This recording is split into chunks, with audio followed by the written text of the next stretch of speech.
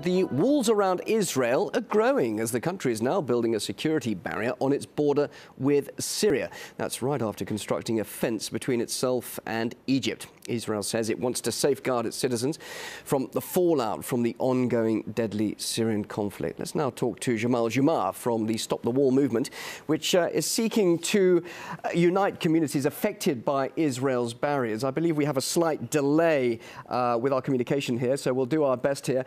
Now, Israel is citing the conflict in Syria and the rise of Islamist extremism there as its reasons. Surely Israel does have valid concern in this case, doesn't it?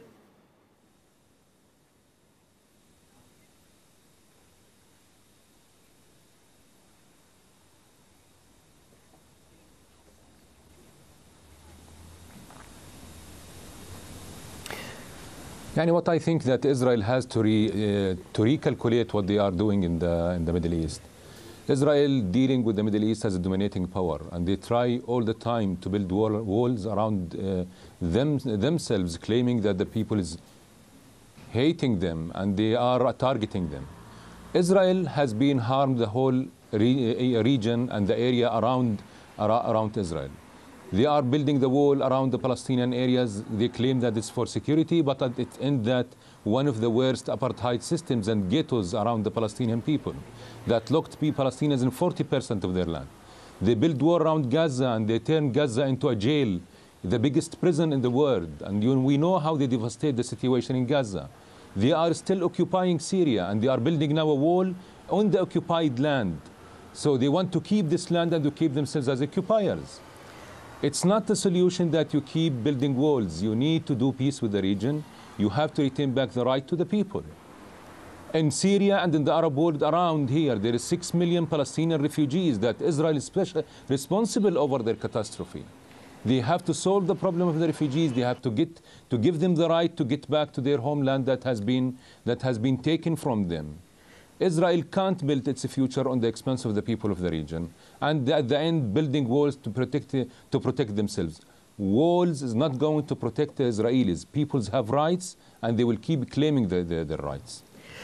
Now, Israel's most visible wall is its barrier separating Israel from the Palestinians, while it's also, of course, building settlements in the area. How do you see that situation developing? Do you think there could be any compromise over this very contentious issue?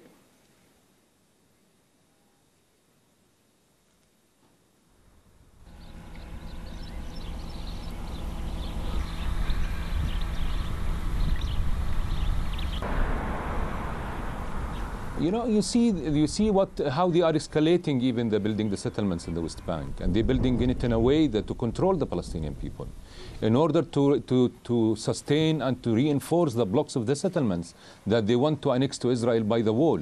And this is going to destroy the possibility for the Palestinians in the future to have their state, to have their own normal life. They locked the Palestinians into ghettos and reservations after they slices their areas and they disconnected from each other. They are building a road system that it's an apartheid in its soul, because it's like two networks of road separating each other, separating them by tunnels and bridges, and they are controlling this. They are controlling the Palestinians within the wall with 34 checkpoints, or what they called it, terminals. So all this colonial project is just going to devastate the area. Palestinians not going to stay long, just like waiting for peace while Israel is taking and swallowing their land. It's going to explode the situation, and Israel is leading it and pushing it for the explosion.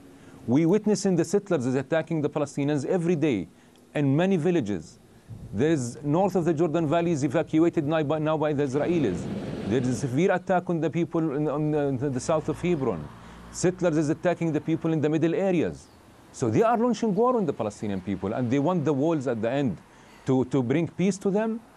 Stealing the people's land, locking them in jails, devastating their life is not going to bring peace in any way. Israel must realize that the area is changing, and they must understand this change that needs for them to reconcile with the people. You have a very... End their Zionist colonial project.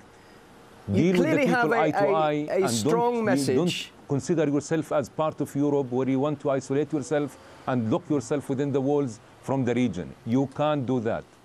Let me just ask you briefly and finally, you clearly have a strong message. You're from the Stop the Wall movement.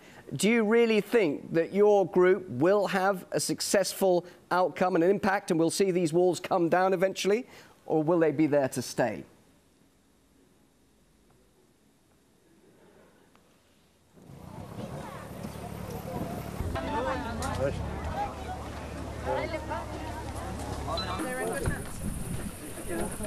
No, I believe that the walls around the world, like all the walls that has been built for suffocating the people and for oppress the people and colonialism, it has been fall down.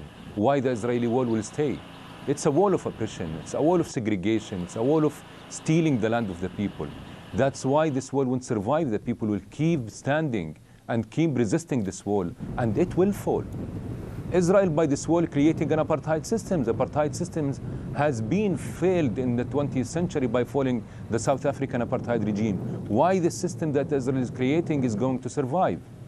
We are struggling for human rights, for our self-determination, for our freedom, for ending this oppression that Israel continue and insisting by building these constructions by the wall or the settlements to keep their colonialism, to keep their oppression on the Palestinian people and controlling over the Palestinian people. We are not going to surrender for this. We are not going to accept the slavery system that they are proposing on us. Jamal Jamar from the Stop the Wall movement, thank you very much indeed for joining us live here on RT, and apologies for the very difficult delay we experienced during our conversation there. Thanks for bearing with us. Thank you.